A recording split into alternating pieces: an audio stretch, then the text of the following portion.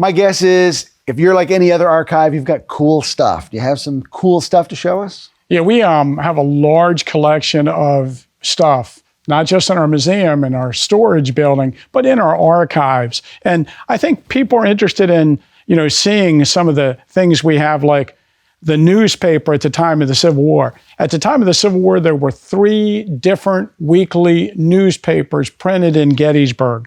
And this is the Adams Sentinel. This was the Republican newspaper at the time of the battle. And this is an issue that was printed on June 30th, 1863. So the day before the battle, they were in the process of printing their paper. But of course, June 30th was a hectic day.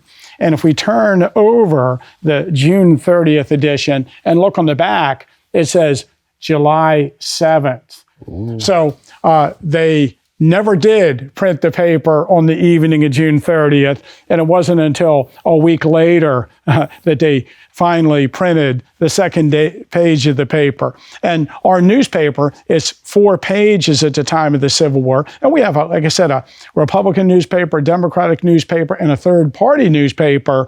They're very interesting with the articles, especially as time went on after the battle, where they have like notices where people are looking for loved ones who were killed in the battle, and they report what happened to the local citizens after the battle was over.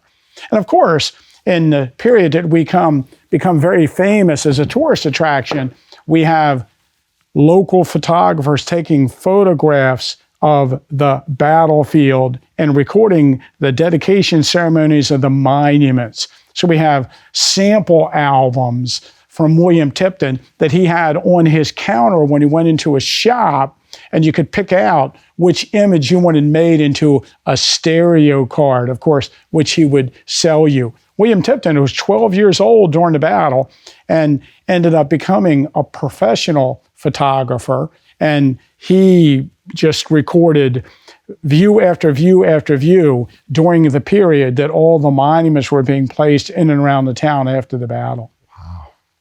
And these are views that it's like stepping back into time, into the 1880s, 1890s. Yeah. So we have the original views, and in some cases we have the original negatives these views are based upon. Wow. How much has the landscape changed from the time of the battle to this period? Well, our area was an agricultural area, and so it was more open at the time of the battle than it is now. The town is smaller than it is now, so the town's grown in size and the battlefield's grown up over the years.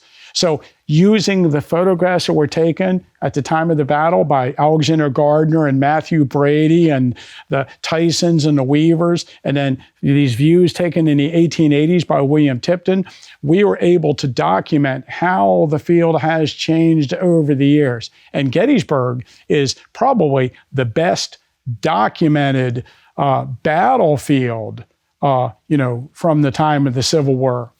So, we're just very thankful for all these images. This one image with the cannonball on the tree looks very similar to something I saw in the museum downtown. Yeah.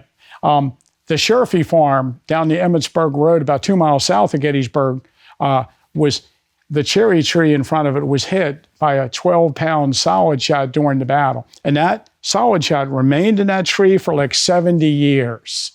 And after the tree came down, the family gave us the cannonball, and we have it on display in our museum. And we have recreated the Sherfy cherry tree in our museum.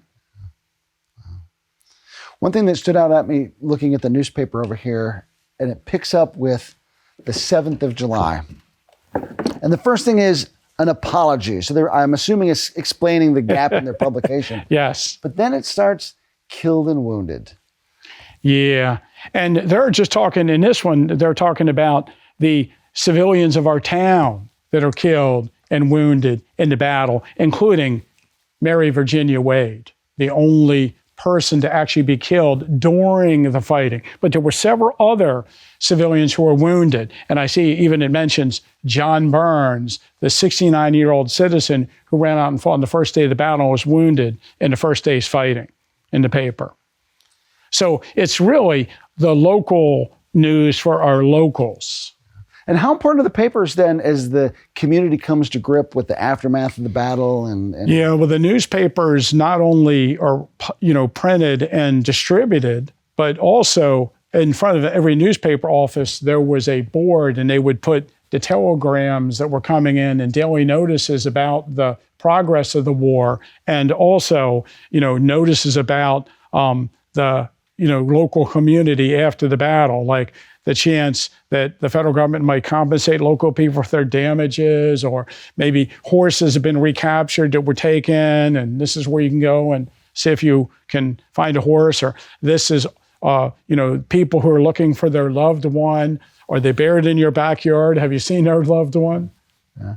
Tim, if people want to take advantage of their research facilities that you have here, how can they do that? Well, the Adams County Historical Society is open on the research library on Thursdays, Fridays, and Saturdays from 10 until 4. And people are allowed to come here, and we just charge a daily fee, and you can research. And not only do we have regular people come here to do genealogy or historical research, we have college students that are coming here, and professors that are coming here, and Civil War authors that are coming here to do research on various projects. Tim, you're taking care of a great treasure trove here. Thanks for your stewardship. Well, thank you.